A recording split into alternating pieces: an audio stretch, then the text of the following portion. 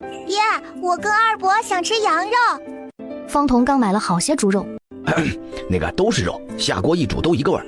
没看我买了这么多猪肉吗？回去可劲儿吃。我没吃过羊肉，还没读过书嘛。小丫头小嘴一撅，婶婶，我想吃羊肉，只要一点就好。我想尝尝是什么味道嘛。过年嘛，孩子想吃什么就买点。她让小伙子切了。说起来，你方才没动钱袋子里的银子，那买簪子的银钱是你自己的？我平日里攒的就是那些我进城送货，你给我在城里吃饭的钱啥的。钱凤萍也没想到他竟然这么有心。东西买完了，一家人都走去聚香楼。哎呦，方老板，就等您呢，掌柜的找您，快，急事儿！哎，不是，你等会儿，你先说说是个啥事儿啊？回来的正好，来，方兄弟，有事儿找，买卖的事儿。行，那我家里人一起进去没事吧？掌柜的也知道他们家的买卖都是全家一起做，赶紧都一起带上去了。是方兄弟吧？我是聚香楼的东家，姓吴。方童赶紧回礼，带着一家人入座。啊，之前掌柜应该透过口风，我的想法是将蛋糕买卖铺开。您要是不想掺和买卖，我们合作也这么久了，可以将方子卖给我。当然了，也可以用方子入股，每年拿分成。您说呢？是，掌柜的之前跟我说过，只是一直没见到您本人，这件事啊，就这么一直搁置着。其实方童倒是跟钱凤萍商量过，只是他们两个都不放心把方子给别人，完全卖出去就更不可能了。至于入股，那现在的买卖咋办呢？那正好，今日刚好赶上你们进城，不如我们就好好谈谈这件事。吴东家，请问您说的分成是指所有店蛋糕的收入吗？吴东家点头。这件事倒也不急，之前家里事忙，不如让我们一家先商量下，明日再给您答复，如何？好，那就明日再说。今日就当我请各位用饭，在聚香楼略尽地主之谊。燕哥啥意思啊？饭后一家子告别吴东家的时候，不如今日各位就留在县城，我给你们安排住处。方童赶紧摆手，连道太麻烦了，家里的事放不下，明日他们再来。这一家人有点意思。东家是说方兄弟，还有他那个儿子，小年纪，日后是个人物。方童赶着牛车一出城，咱家所有的买卖如今都靠这蛋糕方子，今日怎么不拒绝吴东家呢？这方子万万不能卖呀！蛋糕生意做到现在越来越好，一直没有见差的势头。咱家因为忙不过来，方叔推掉了很多家，无论是这些人家还是别的铺子，这么下去恐怕要忍到头了。他们听着一愣，府城几次加单，上次掌柜还亲自来给介绍人，可见名声已经打出去了。但咱家无权无势，如果一直死攥着方子不松口，恐怕最后这买卖也没办法安生做了。方童和钱凤萍都很惊讶，但却不得不认为这话实在是有道理。咱家想安心赚钱，但买卖做成这样，旁人可是安心不了。别说其他人了，之前的栗子买卖，连方家那边都插了一脚。还有就是咱家人是没办法将买卖全攥在自己手里的。自打做了奶油卷，每日就已经忙到快没空闲了。赚钱是为了让家里人越过越好，可不是让你们越来越累。爹娘很能吃苦，他当然知道，可买卖不能当累活来干，很多时候要做一些进退有度的让步。这么一听，却是于情于理。大概是最近的日子太顺利了，让他们忍不住就想要一直这样下去。可这安稳日子可不是想过就一直能有的。爹不也总说做买卖能靠一样一直赚钱不容易，咱们早晚还要出新糕点呀。方子的新花样都在咱们手里，每过半年或者几月就推新的，这样就算他们知道了蛋糕的方子，也不敢做什么手脚吧。芝芝聪明。半晌，要是把方子给出去，那我们现在雇的人咋办？还有如今从咱们这拿货的店家可都是签了文书的，哎呀，这违约可是要赔偿的。这就是我们要跟对方谈的条件了。我觉得孩子说的有道理，为了能多赚点钱，咱们还是得找个在县城能说得上话的。咱们跟聚香楼合伙这么久，我觉得吴东家确实可以考虑。方童被孩子点醒，咱们是要赚钱，可也得试试这让钱生钱的法子。人家做东家的买卖做大了，也要雇人去干。你们看吴东家，我去聚香楼这么久，还是第一次见到他人。行，那就这样，明儿啊，这件事情我跟他谈。燕哥，你就别操心这些烦心事了，还是好好读书。他本来也没想分精力出来，只是见方叔和他娘没想通，但他知道他们只是一时间没转过弯而已。等快到村子的时候，天已经完全黑透了。我咋瞧着这村里面怎么这么亮啊？他们都探头往前头看，才发现是好些火把。难道是村里出什么事了？牛车到了村口，他们才看清是围了10几个妇人。这么晚不回家不休息的，大冷天跑出来挨冻。到人群旁边，他们才看清人群中间是何氏，还有个正在给他削苹果的小丫头。切好了没？给我。何氏抬着下巴将削了皮的苹果拿过来。我可听人家说了，正经人家都要吃削皮的，外头不好吃。他拍拍肩膀，给我揉揉。现在的何氏可威风得很，完全看不出来王家姑娘和方庆定亲那日的狼狈样子。有啥可嘚瑟的？再得意不也成了妾了？我还听说那妾就不当个人了，跟卖身的一样，人家想卖就给卖了。哼，你说的那叫什么妾？本来也不是啥正经出身，我可是不一样，我爹是读书人，我还生了仨孩子，有俩儿子呢，他们可都是上了方家族谱，人家读书人说什么叫母凭子贵，懂不懂？我这怎么不算是靠着方金过上好日子了呢？十里八乡，哪个种地的能用上人伺候？唐伯母咋当妾这么高兴啊？书上说正经人家没有愿意让闺女给人当妾的。别信，就是图个面上好看，这都不是想好好过日子的人，只是日后啊，要找个人品好的人家才是。人品好，可不是说人心隔肚皮吗？那可不好找。女孩子家有点防备心总是好的，书没白读。方彤摇摇头，也觉得这种事儿看多了伤眼睛。刚要赶车进村，何氏就晃晃悠悠地走到牛车前头。哼，不像有些人，买卖做那么大有啥用？还不是要天天自个儿干活，累得跟什么似的。赚那点银子也不知道花在谁身上了，怕是一辈子啊都用不上下人。方彤哪能忍得了他这样阴阳怪气，刚要开口，堂嫂，哦不对，应该叫何氏了。看在都是同村人的份上，我也好心提醒你，有你这个功夫在村里跟咱们耀武扬威，不如回去好好学学怎么讨好主母吧。毕竟你这后半辈子就是要靠人家过活了。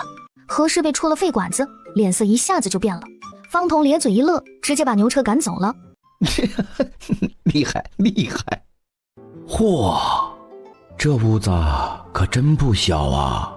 这一进来看到的就是两边的书架和椅子，这里头还有个书案，书案的后面还有纱帐和屏风隔着，感觉应该是休息的地方。掌柜的说你平日里就是这个时辰来送货，我想着在这儿等一等，没想到还真的等到了。这吴东家昨日今日2次见面，这态度是真的给足了。看来方兄弟是来给我回复的，我从今早起就一直顺顺当当的，想来这会儿也能听到个好消息。跟聚香楼做买卖这么久，我也能够看出你的诚意。原本呢，我就是想欣然与您合作，只是昨日见得匆忙，还没有想到细处。他说话的技巧也不遑多让。既然是一起做买卖，一起赚钱，这互相就得有个像样的规矩。昨日要是不回家想好了，我今日也不敢就这么来了。既然有条件，您完全可以说，有问题我们都可以商量。首先呢，目前我们家合作的商铺得允许我继续供货，至少也要等到契约结束。这个条件完全在他的想象之中，也没有任何不妥。再有呢，就是如今我那有几个做工的，都是村里干活的好手，人也好，至今为止干活没出过毛病。新点心师傅要人去教，我的这些人可以去，你们那边的人靠不靠得住，你来负责。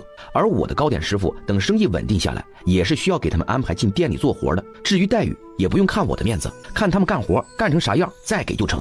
重情重义又要求合理，都在他接受范围内，说明至少在这件事情上，他们的想法是一致的。方彤见吴东家的表情一直没有异常，心里也踏实不少。这最后呢，也不算是条件，就是蛋糕的事儿。我们愿意半年出2种新样式，新样式开始卖的前3个月，新品我们拿2成分红，3个月以后和其他蛋糕一样1成分红。至于其他具体的怎么卖，铺子开在哪儿，那自然就是聚香楼负责的事了。那新品是如同奶油卷一样的那种？花样不同，做法不同，口感却是个个好。本来他还准备从别的点心铺挖些人呢，方家自个能创新更好。谈好了条件，彼此都确认没有问题，一式2份，各自按了手印。家里这边，慢慢的钱凤萍把蛋糕活计也交给陈氏几个了。总归之后他们都要出去独当一面的，手越熟越好。至于他，开始费心思给家里人准备各种过年的美食。婶婶，你在做什么呀？炸肉丸子和糖糕，你弟和二伯呀，刚才换手来帮我剁的肉。他一回头，见小丫头眼巴巴地看着，忍不住笑了，从第一锅出来的里拿了一个，掰开吹一吹，递，小心点吃啊，还有点烫。拿着丸子靠在门口。下丸子炸完了，今儿个还要做糖糕，在县城卖的糯米粉和精米粉用盆混在一起拌匀，再起锅做糖水。方南枝吃完丸子进来的时候，正看见他把红糖水往粉里倒，一边倒还一边用筷子搅动。婶婶，面团太大了，我让爹来帮你揉。不用，婶婶能。小丫头都跑没影了。方银在后院劈柴，方彤正在那落柴火堆呢。就被他闺女拉灶房来了。一听要揉面团，他赶紧洗了手过来帮忙。钱凤萍接着把面团用做蛋糕的木头框一下，弄成方方正正的，再一个个切开成小块。他拿了果干，一个个塞到方剂子上，全都放进蒸锅。好了，钱凤萍擦擦额头的汗，等蒸好了就能吃了。婶婶，要蒸多久呀？咱们蒸得多，但是也用不了2颗钟，等1颗钟吧，就差不多了。这2日除了炸肉丸子、做糖糕，还有腊肉、腊肠。看到这么多好吃的，最高兴的就属方南枝和方银了。以前也就是30初1那2日能吃到1口肉，那也都是大房的剩下的。现在家里有啥东西做好了，都是先给他们2个。方南枝如今最喜欢钱婶子了，天天跟在他身后，像个甩不掉的小尾巴。方银也有学有样，方彤在他俩面前算是失宠了，与其说是失落，更多的是高兴。他看人的眼光可真不赖，一下子就入赘了一个好人家。钱凤萍其实更高兴，以前秦燕他爹活着的时候，家里过年多备点年货，那都是做出来招待外人的。后来人没了，他跟儿子2个逢年过节也不好大操大办，今年可真是难得的热闹。可是苦了左邻右舍，太香了。也就幸好古郎中他们心性好，虽说羡慕，但也没有厚着脸皮上门，别让人家以为想蹭吃蹭喝，那就丢人了。腊月25，书院正式放假。不过对于打算来年科举下场的学子来说，无论去不去书院，都不能懈怠读书。秦燕每日寅时起，戌时睡，人甚至都有点瘦了。方彤看不过去，经常劝他多休息，不用急。可秦燕自己有主意，说他有分寸。方彤劝不住，只能盯着每日让他多吃饭。这日秦书才上门来了。哎呀，书才来了，来，快进来吧。看来这秦书才不止跟秦燕关系好，跟钱娘也不错。哎呦，快进来！钱婶，这是年礼。你说你啊，年年都来送，多破费呀！以后人来就行了，婶子如今啥也不缺。听到他说秦书才年年都来，也都别站在院子里了，这外头挺冷的。燕哥在屋子里呢，咱们进去啊，一块唠。他们全进了屋子，秦书才感觉到这里确实不一样了。秦燕他爹在的时候，是秦家给准备的点心之类。秦秀才没了之后，这孩子的年礼都自个攒钱备的，都是送实用的东西，粮食布料都有过，虽然不多，但也是一份心意。方彤跑去灶房倒了水，拿了蛋糕和糖炒栗子端过来给他吃。要是往年，秦书才是断不好意思吃他家东西的，但他也多少能看得出如今钱婶和秦燕的日子确实好过了，忍不住吃了一块。方彤在一边瞧着，觉得这秦族长也是奇怪，自个心眼子比真小，倒是养了个好孙子，这就是逮竹出好笋了。秦书才一边吃一边和他们寒暄，只是余光无意中一瞥，发现桌子那边秦燕面前摊着的好像是一本题集。他一打眼还以为自己看错了，下意识又瞥了一眼，才确定是，毕竟也是下过场的人。他心有疑惑，却识趣没多问。婉拒了钱婶留饭的邀请，秦书才离开了。临走的时候，方彤还客气让他以后常来走动。不过他没想到的是，晌午一过，秦书才真的拎着带走的篮子又来了。哎，你这孩子，别是又来送东西了吧？你这样的话，下次我可不敢让你来了。不是的，钱婶，我找秦燕说点事儿。行，那你们说。他让人进来，转头去灶房去了。秦书才自己进屋找秦燕去了。一打照面，他就打开篮子，把里边的东西拿出来。这是我备考的时候做的笔记，你拿去看。秦燕微愣，伸出双手接过来。还有，我这会儿过来也想跟你说说我之前下场的事儿。秦书才将他之前下场的经验都事无巨细地讲给他听。过了很久，他才将这些事说完。好了，我走了。秦燕心中感激，轻声道谢。秦书才摆摆手，自己离开了。两个人都没有将话说透。他翻开秦书才的笔记，里边的内容非常多，甚至还有他备考时做题的感悟。虽然没有考上，但这些经验都不是白来的，这可真是份不小的人情。这个时候的方南枝正在周老家做考卷，他现在无比后悔，为啥之前要多嘴，说了郑先生年前给他小考还得了甲的事，也不知道周先生怎么想的，也要出题考他。6味地黄丸的药方和功效，这可是名方，我还不至于记不住。山猪鱼肉、山药、丹皮、泽泻、茯苓，功效是滋阴补肾。一旁的周老看似躺在躺椅上闭目养神，实际上时不时的就瞥过来一眼。气滞、血瘀、经伤、血少，适合脉象，多为色脉，如青刀刮竹。写了快半个时辰，总算是完事了。不错，甲等，从今儿个起你也放年假吧。放假了，不用来我这儿就这么高兴啊？太累了，身体会坏掉，就不能学了。嘿嘿，先生，我回家了，提前给您拜个早年，祝您交年换新岁，长保身荣贵。周老摆摆手，让他走了。哎，这丫头。这日一大早，村口就听见车马声。王家来人了！2家马车，我瞧这前头那个应该是王姑娘坐的吧？咋还有一辆？王老爷也来了，走看看去。等王姑娘出马车的时候，周围已经来了不少人。还傻愣着干什么？卸车！听见门口的动静，方家除了方金都出来了。本来想着这王姑娘来闹什么，没想到是拉来半车东西。见他们瞪大眼睛，一副没见识的样子，更加得意。哟，你瞧见没有？好多料子！哎呦，这颜色我都没见过。这2个半扇就是1整头猪的猪肉吧？还有后头那是羊。还有呢，点心好几坛子酒。虽说村里人已经见识过王家的嫁妆单子，可这热闹真是看不腻。方伯，我奉命来给您送年礼了。方老爷子挤出个笑，心里五味杂陈。王姑娘被下人扶出来，下车的时候还瞥了一眼何氏。何氏反应过来，赶紧凑过来，伸手扶她下车。王姑娘这才满意了，施施然地搭着她的胳膊进院，余光却扫到面无表情站在一旁的方晴雅。你杵在那儿像个木头似的，难不成当自己是大小姐啊？不会伺候人就去干活。王姑娘可能有所不知，在方家我本来就不用做伺候人的活，你问我爹娘也是一样。可这个时候何氏可不会替方晴雅解释，不管方晴雅也不会怎么样，但要是惹王姑娘，那才是讨不到一点好，何必这个时候得罪不能得罪的人。哼，怎么和长辈说话的？来人呐，把他给我按到雪地去罚跪。二话不说就出来2个膀大腰圆的丫鬟。哼，厉害的还在后头呢。他心里恨死了王姑娘，又忍不住的恐慌。他接下来在方家的日子要怎么过？方银。就见方银穿着之前就见过的那身新棉袄，也不管方家啥情况，蹭蹭的就进院子，往地下看了一圈，抱起2个最大的盒子就走。把东西放下。方银抱紧盒子，转头2脚踹倒2个。谢谢大哥大嫂，这个就算给我的年礼了。追，赶紧给我追回来！那盒子里可都是好东西。方银一穿过人群就跑得飞快，他腿长体力还好，大家伙转头的功夫就窜出去老远。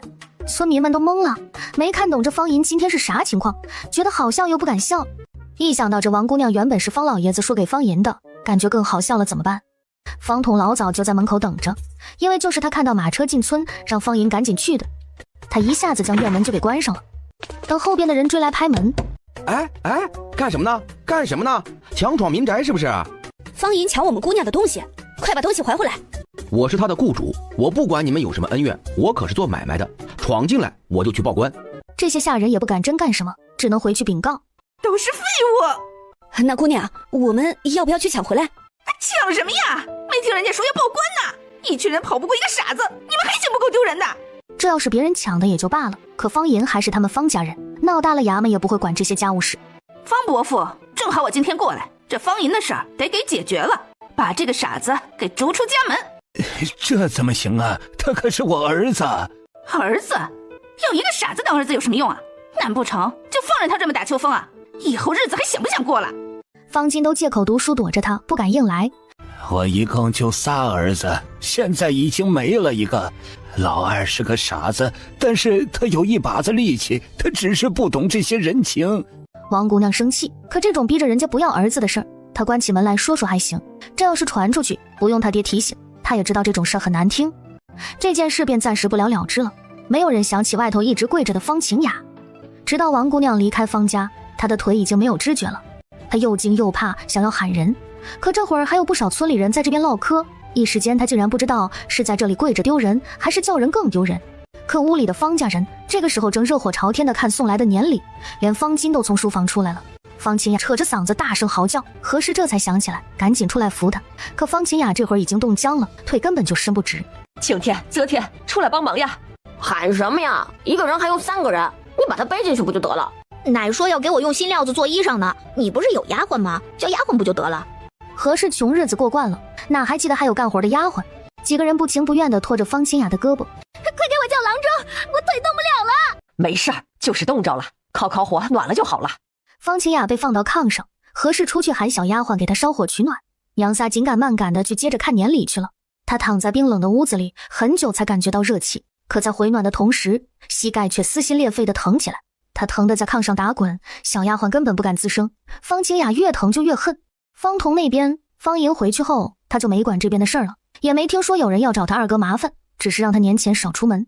转眼到了腊月29，这日在秦家干活的人也都得休息了。钱凤萍把大家叫到一块儿，来，跟大家说一声，过年啊，咱们歇2天。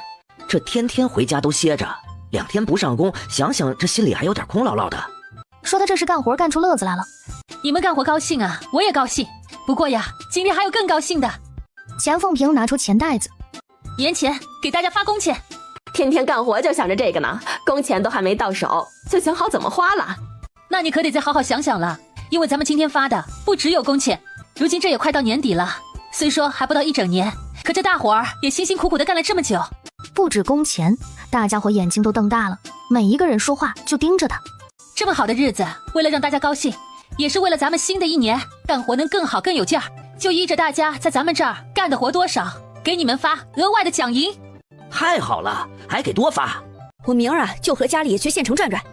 啥时候干活也没想过还有这好事呢。钱凤萍把钱袋子打开，拿出已经分好的银子。好了，先发完钱，发完的有的是功夫唠嗑。来，站在最前边的是刘翠，给工钱加奖银2000文。2000文，那就是2两银子呀。谢谢东家。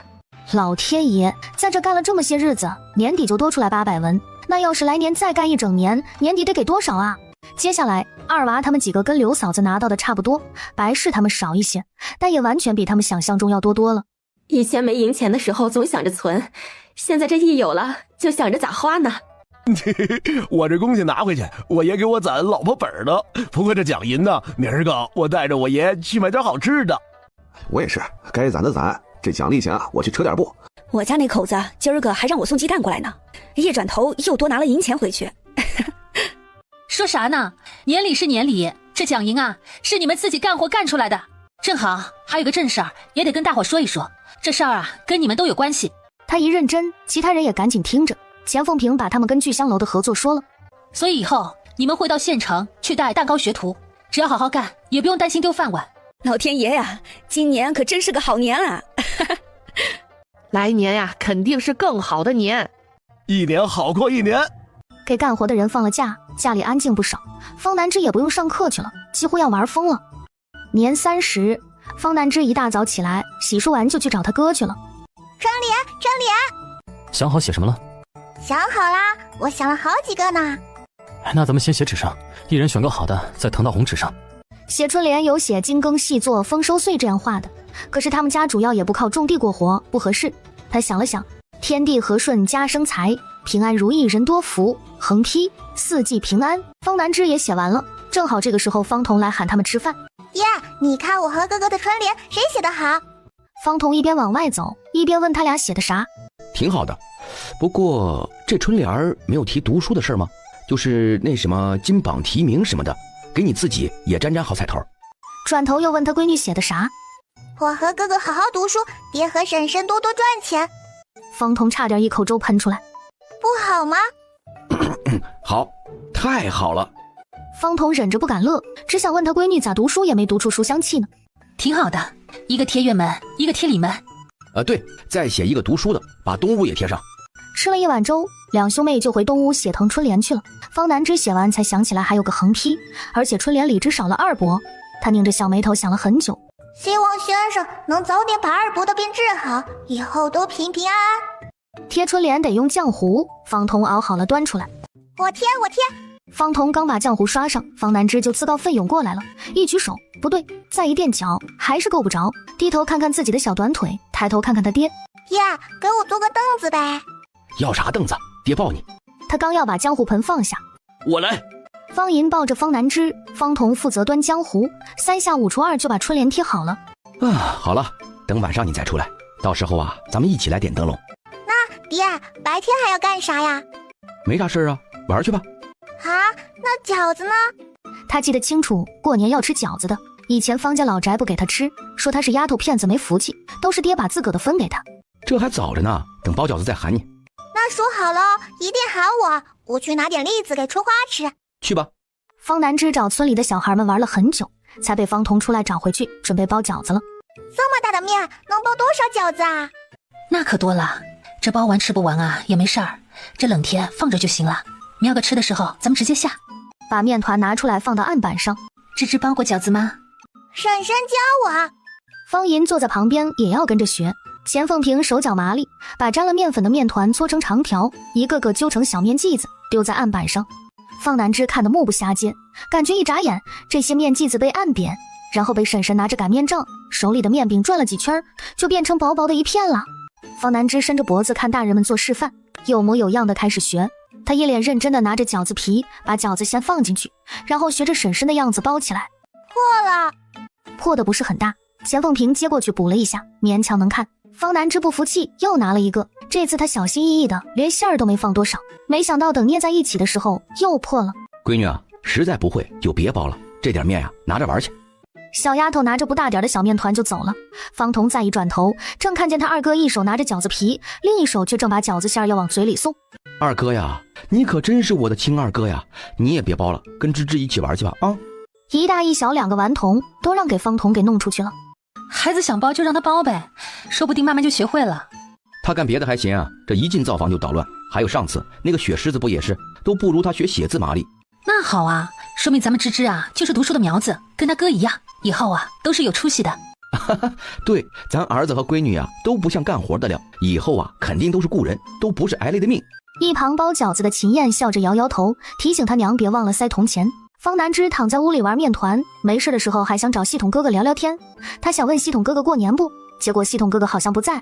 他看了会儿商城，就听见他爹喊他了。他一离开自己屋子，就闻到一院子的香气，好香。蹦蹦跳跳的到灶房门口，看见他婶婶正在捞饺子，他爹还在生火下第二锅。哇，这么多饺子能吃完吗？你忘了你二伯了，你婶婶手里啊是羊肉的，爹呢下的是猪肉的，你二伯呀怕是自己就能吃这一锅。一锅有多少只啊？40来个吧。这么一说，不对呀，你爹我都能吃30来个，你二伯的饭量那不得吃60个？你看吧，我说的没错吧？3锅不够，得下4锅，你就听我的吧。我先端出去了啊。方南枝也跟着他婶婶跑了。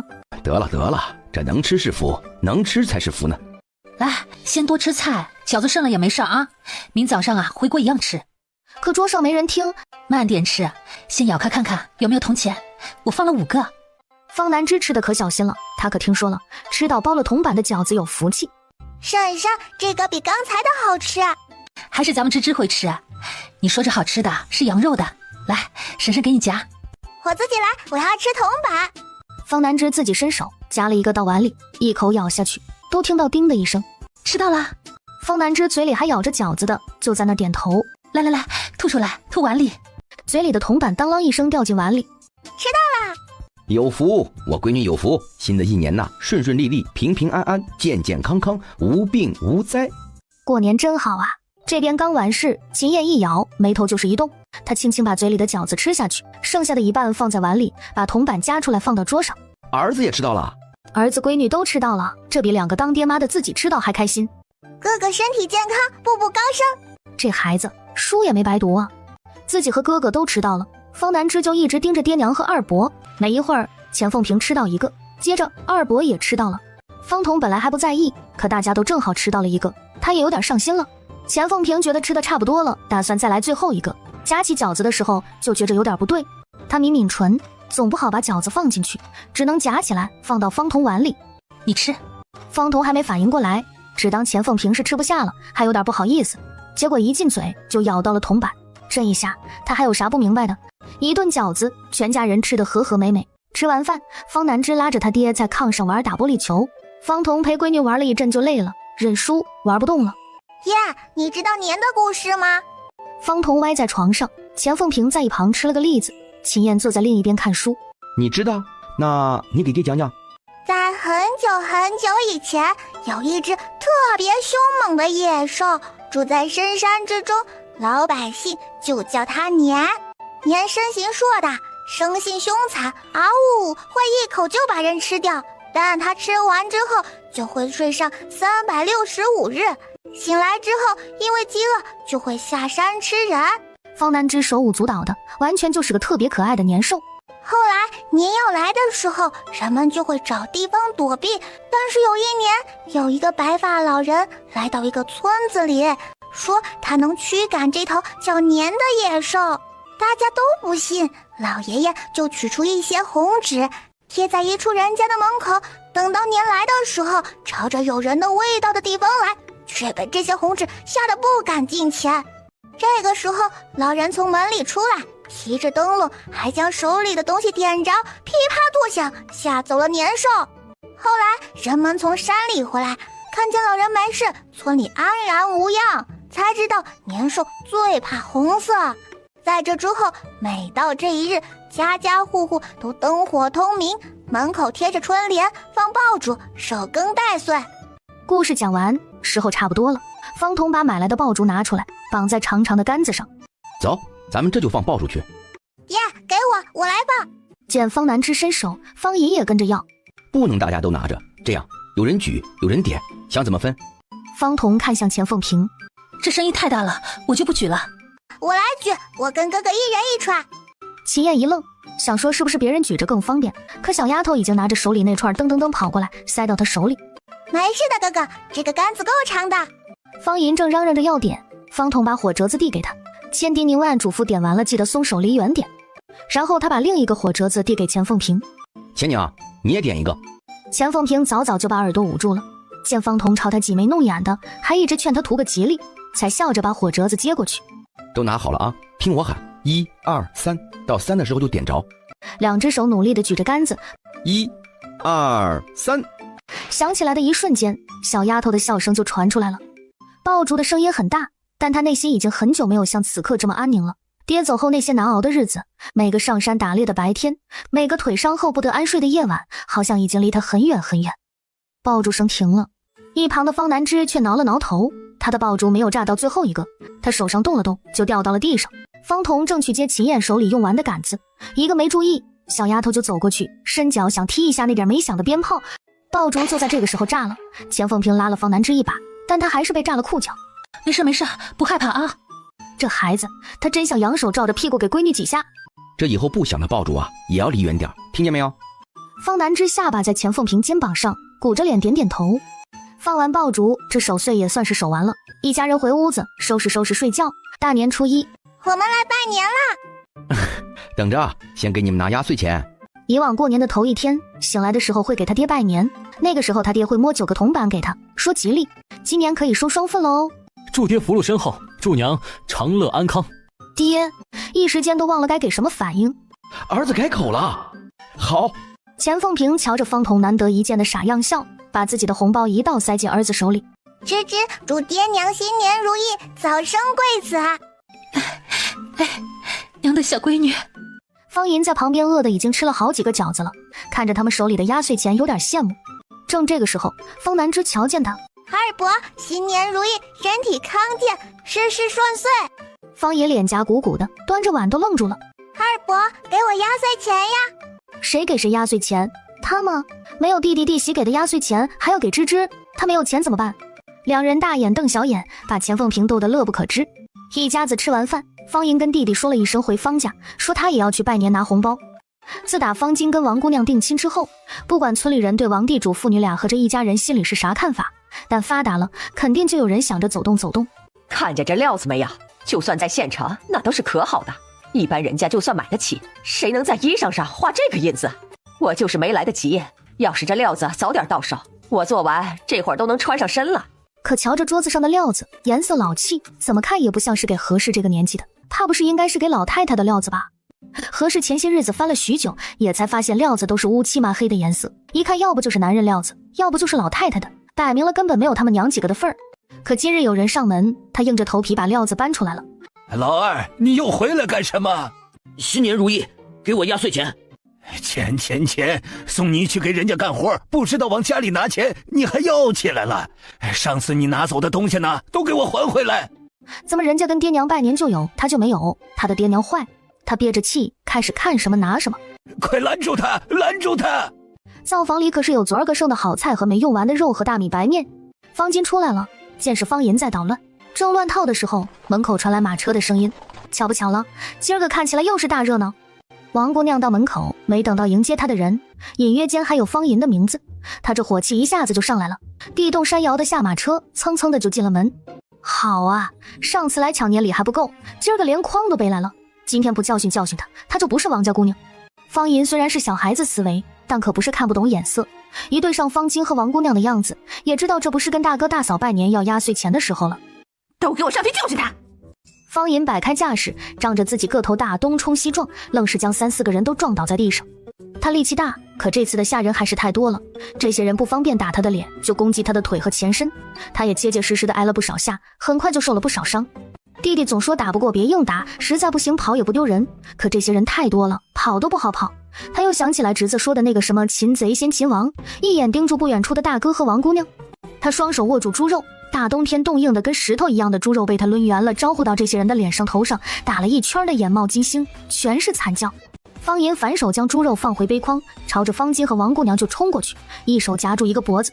哎呀，你们快拉开他呀，别伤了我儿子！这阵子摸到方家门口的村民也面面相觑。咱们要不上去帮帮忙？你帮谁啊？人家10多个人，用你帮啊？搁这蹲着吧你，看看就得了，你还真上手啊？方老爷子还想往上冲，他可是他爹，他再咋的还能跟他爹动手？反了他的！哎呀，老爷子可不敢乱动啊，我们姑娘在他手里呢。哎呀，是啊，要是姑娘有个3长2短，我们老爷不会放过咱们的。因为只要他们敢离得近，方银就像夹2只鸡似的一夹脖，搞得王姑娘和方金都拼了命的摆手让他们别过来。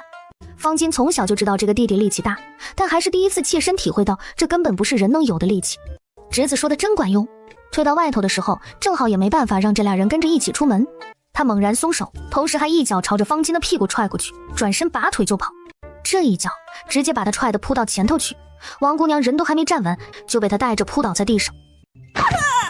下人们一拥而上，赶紧过来扶人，大家伙合力扶起来后一看，都倒吸了一口冷气。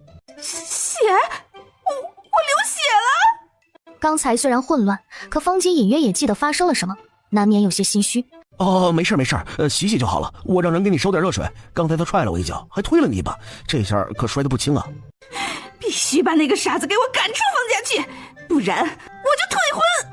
闻言，方老爷子倒吸一口气，刚要分辨，就见儿子朝他使了个眼色，老爷子气急交加，一口气没上来，晕过去了。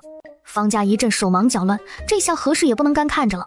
方老太太也吓得哭嚎，大喊找郎中。王姑娘才不管这些，捂着还有些流血的鼻子，带着下人们走了。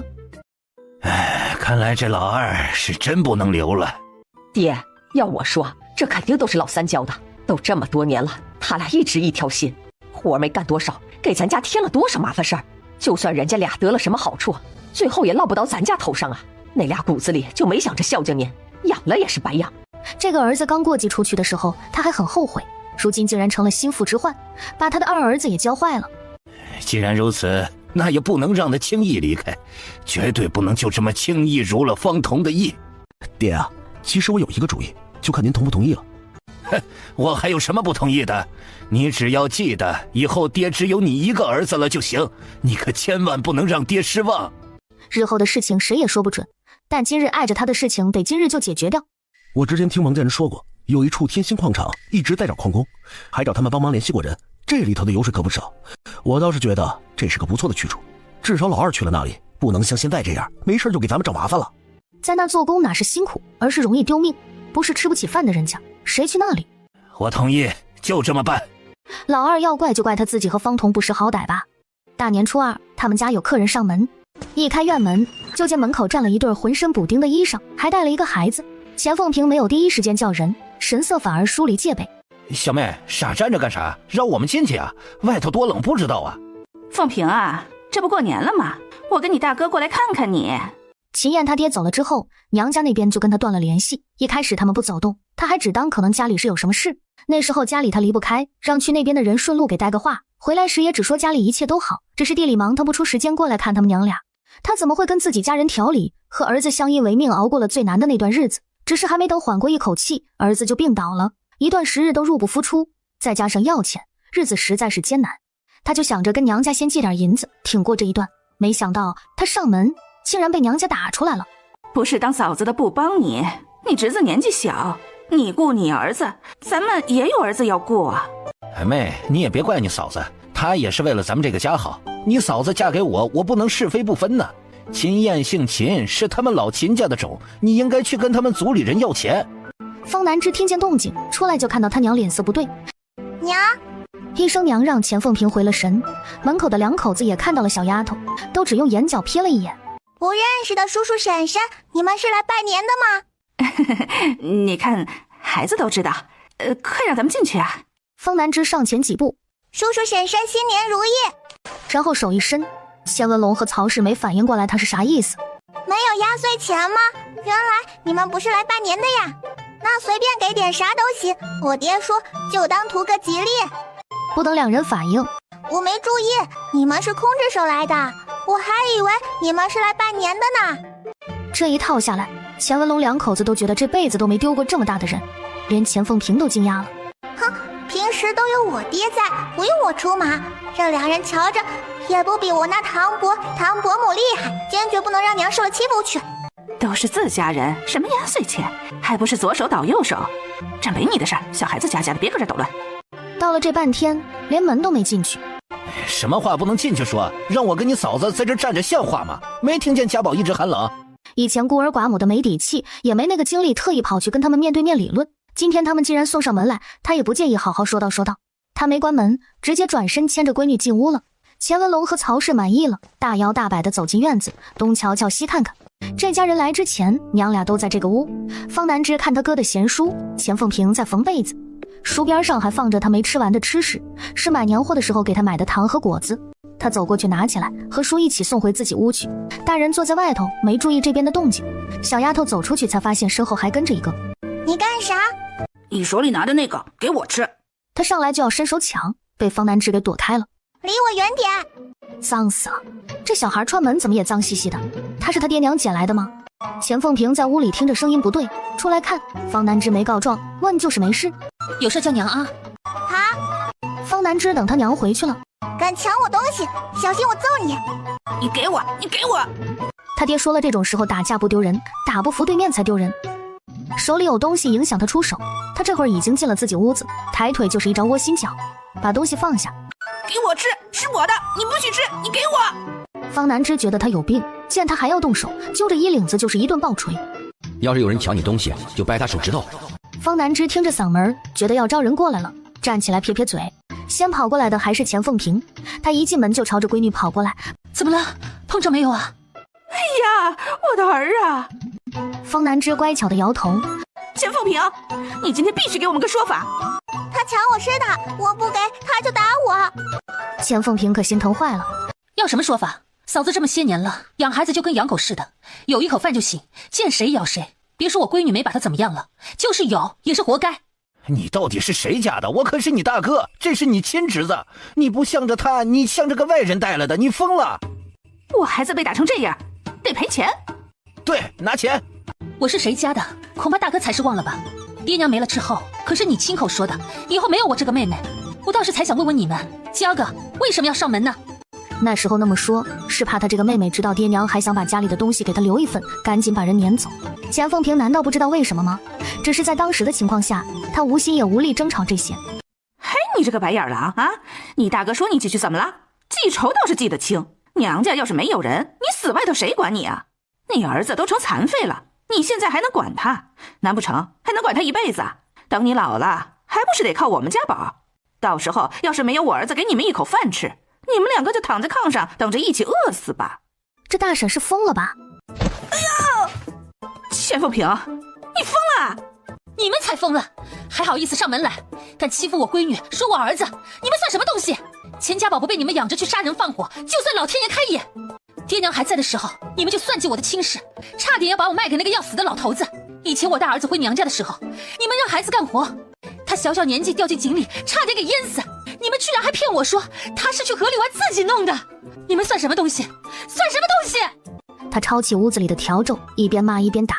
钱文龙哪能由着他这样？到底是男人的力气大，笤帚很快被抢走了。都干什么的？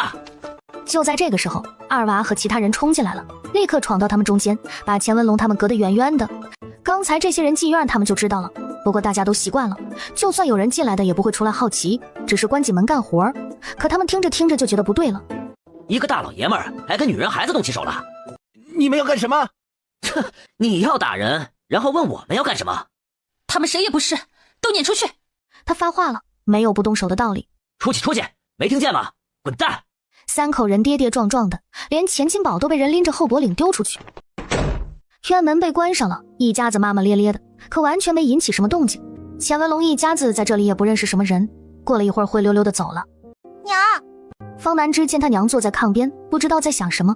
我和哥哥都在的，爹也在。没事，娘早就不在意了。你说的对，娘以后有你们。方彤他回来，才从大家伙和闺女口中得知今儿个发生了什么，气得不轻。什么东西，趁着他不在家来欺负他媳妇闺女是吧？也不打听打听他方彤是什么人，还真当他是好惹的了。这日之后连续3日，杨树村的钱文龙家窗户大半夜被人弄了个稀烂，连门都叫人卸了。睡觉的时候风呼呼的往屋子里吹，要不是一个个都给冻醒，这一家3口都能睡着觉被冻硬。不止如此，天亮了喂鸡的时候才发现鸡也都被弄死了，死的鸡甚至还在圈里。这谁这么缺德呀？每天的鸡蛋虽然不多，可也能拿去换钱，偶尔还能留一个给儿子吃，这下子全没了。还能是谁？谁跟咱家结过梁子你还不清楚？想什么？就算看不惯咱们家的人多，可最近的有谁？对呀，是那个方彤吧？他跟咱们村大成认识。方彤这帮狐朋狗友在各个村子都小有名气，可他们没证据。那咱们就这么算了。他们可是打算过2日再去打秋风的，到时候卖惨，钱凤萍总能心软。不然呢？你打算咋办？现在是窗户门，以后呢？这么一想，2个人都熄火了。钱家这边算是短暂的消停下来了。其实不能面对面干仗，方彤还是有些可惜的。一家人晚上吃完饭休息的时候，方老爷子居然来了。方彤站在院子里，也不说让人进去，就问有啥事。还能是啥事儿？老大之后接亲得让老二去，不早早教他能会吗？我来找他回家。方彤感觉怪怪的。我就2个儿子了，不找老二难道找你啊？行，挺好，至少说明他终于接受现实了。哦，我问问看他愿不愿意吧。听说要回家，方银倒是没有什么不乐意的，他还想着回去再搬点东西回来呢。对了，老二这些日子的工钱怎么算？今儿个一起结给我。工钱的事方彤可是早有准备，拿出来就给了。方老爷子本来还挺高兴，可一低头，怎么就这么点儿？他手里就可怜巴巴的20文。我可是听说了，在你这儿做工的人年前可是拿了2、3两。切，二哥能和他们一样吗？咱们之前可是说好了的，二哥包吃包住，可也不能多少都算吧。他不但白天吃，晚上还偷偷跑到灶房里找东西吃，这些难道我就不用扣他的工钱吗？他可是自己同意的，说只要能让他吃饱就行。还有这些日子他干活砸碎的碗，因为力气大不小心弄坏的东西。方彤说了一大堆也就算了，方银还在旁边点头承认，干活的人自己都同意，方老爷子能怎么办？给你多少就拿着吧，不想要还给我也行。方老爷子活生生给气走了。老二啊，在方彤那儿做工，挺长时间没吃家里饭了吧？来来，把这个吃了。大家都在饭桌上，但这粥好像只有他有，连大哥面前放的都是普通的白粥，他不知道为啥有些不想喝。最后还是何氏又端来一碗，摆在方金身前，看着方金喝完，方银这才放心点，把肉粥给喝了。老二，要不今儿个你就在家里住吧，事儿啊，明儿个白天再说。不，那我回去，明儿个再来。老二啊，等等。方老太太突然进来了，手里还拿着一双鞋，塞到他手里。这是娘给你做的，你试试。他有新鞋，可从他娘这里拿到还是第一次，就这么发愣的功夫，方老太太又摸了摸他的头。方银感觉说不上来的别扭，我还是走了。还是别走了，都睡了这么多年了，还能不认床咋的？院子门都锁了，回屋睡觉去吧。实在没办法，方银才手里抱着那双鞋，默默回屋去了。深夜，方老爷子和方金站在院子里，看着3个王家的下人打开方银的房门进去搬人。3个人用了吃奶的劲，才把他抬上准备好的板车，推着离开。方老太太翻来覆去的睡不着，正好走进来的方老爷子听见了。别想了，老二是个傻的，这辈子本来也干不了啥，他那饭量啥人家也养不起，也就一把子力气，能去给人家干活更好。矿长那头的人说了，1个月能有800文呢，有这些银钱给咱俩养老不好？方老太太没再说话，这都半夜了还没回来，这是不打算回来了，今儿个睡在方家了。不对呀，他从炕上爬起来穿衣裳，打算去方家问问。出屋的时候，钱凤萍那边听见动静。啊，没事，我看二哥没回来，我去问问。你赶紧回去睡，别冻着了。方彤揣着胳膊出门往方家走，没走多远，就听见前头黑灯瞎火的有好大动静，好像是什么车。觉得不对，立刻就躲墙后头露头看。果然是3个人推个大板车。他瞧着那都一样的衣裳，不是他们村的，倒像是王家下人。不对，有小偷！抓小偷啊！大家快醒醒！他绕着周围一边走一边喊，可给王家的下人吓一跳，偏偏他们还不知道这人在哪。听见没有？小偷好像就在咱家旁边。孩儿他爹，快去看看！带上家伙！一时间，附近的人家听见动静全起来了。什么人？别动！干什么的？这3个下人见势不好，本来想丢下车子自己跑的，没跑2步就被围住了。大家冲上去，几10个人齐手八脚的，都不需要任何技巧。方彤在一旁煽风点火，王家的人不揍白不揍，他还跟着大家上去踹了几脚，才转身看向板车。这啥东西啊？这么大！这偷的啥呀？猪啊！三村谁家养得起猪？打开看看不就知道了。这难不成还能是偷人啊？方彤伸手打开袋子，看清里面的人。二哥？方银正躺在那儿，被捆得结结实实，双目紧闭，没有一点动静。二哥！见方彤怎么喊都不见人醒，这是出人命了，杀人了，这意思要把人推了去埋呀！一片混乱中，只有方彤深吸一口气，颤抖着手试探他二哥的鼻子，发现好像还有呼吸，人也是温热的，他这才喘上一口气，腿一软，一屁股跌坐在地上。杀人了，出人命了！方彤啊，你可得挺住，这节哀呀！还有人拿着火把去照那3个人的脸，这不是他们村里人，却也不是什么外村人，而是王家的下人。怎么回事？怎么不是小偷？居然是王家来抓人，啥意思？是因为王姑娘不喜欢老二，找了下人杀人，还要去抛尸？老天爷，最毒妇人心呐！这大户人家的闺女就是心黑。哎，不对，方家人呢？他们知不知道？方家老二人傻了点，但真没做过啥坏事，相反还勤快得很，咋不至于招人恨到弄死啊？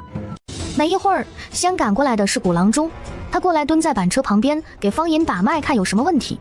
没事儿，人身体结实，就是叫人给下了药，睡得死沉的，一时半会儿还醒不过来，等过了这阵就好了，没有性命之忧。古郎中话里话外的意思，对方这药下的可不少，估计是怕药不倒他哥这么大的块头。他哥本来就傻，到现在都还让神医医治呢，要是因为吃这些乱七八糟的药影响了他痊愈，那可怎么办？他越想越气，转头就朝着被绑起来的王家下人走过去，又是一顿胖揍。方家人本来都躺下了，还没喘几口气呢，就听见村子里闹起来，说什么抓小偷，他们就觉得事情有些不好。方老爷子和方金当时赶紧爬起来往这边走，但看见这么多村民都在这儿的时候，又不敢直接冲上来替那几个人说话。如果这些人没有个轻重，把王家的人打死，弄出点什么事儿，到时候那边还是得找他们的麻烦。方彤看见方家人，这怒火算是找到了发泄口。今天我二哥被你们带走了，这半夜都没回来，怎么半夜就让王家的人给抓走了呢？你们安的是什么心？是不是想要害我二哥的命？你说什么呢？我们可听不懂，我们是刚被吵醒的。村长，他们说我哥今天晚上的事情和他们没关系，反正我是不信，请你给我和我二哥做个主。虽然说我现在已经不是方家的人了，但总不能因为我哥是个傻子，就眼睁睁地看着他被自己家人害死吧。为了防止方家拿关系的事情说事，他先讲这句话，堵住方家人的嘴。今晚的事，你们到底是知不知道？方老爷子和方金硬着头皮说不知道。哼，那你们的意思，这件事情就是王家人私自干的了？不知道他们安的是什么坏心，至少也是一个拐卖人口。这种事儿，无论是在哪儿，那都是大事儿，就算是打死也是活该。一转头又朝着那3个下人去了。我这就把他们打个半死，然后一起送衙门，看看他们怎么说。把事情闹得太大，到时候王家不能收场，以他们老爷的脾气，恐怕就不会救他们的。行，那说说吧，这到底是怎么回事？不说实话，等我二哥醒了，你们一样跑不了。他们一五一十将自己知道的都说了，全村人都惊呆了。太不像话了吧？知道的这是儿子，不知道的还以为你们有什么仇恨呢。这是得多狠的心，就算你们家向来不喜欢老二，也不用这么狠毒吧。方银确实是个傻子，但在村里也从来没干过什么坏事，罪不至死吧。方家的，你们知不知道你们在干什么？给自己家人下药，还要送到矿里去，你们是不是疯了？那又怎么了？咱们只是给老二找个矿上的活计，让他赚钱，能够安身立命。他本来也一无是处，就有一身力气，在哪儿干活不是干呢？人家矿上给的还多呢。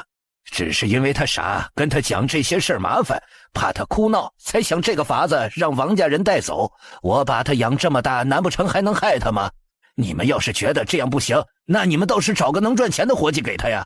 真恨不得冲不上去打他一顿。可虽然他现在已经名义上过继走了，那毕竟也是他爹，要是真把人打了，在族里有些事儿也说不过去。他这会儿看了一眼一直站在后头，这会儿没有说话的方巾，一下就冲过去了。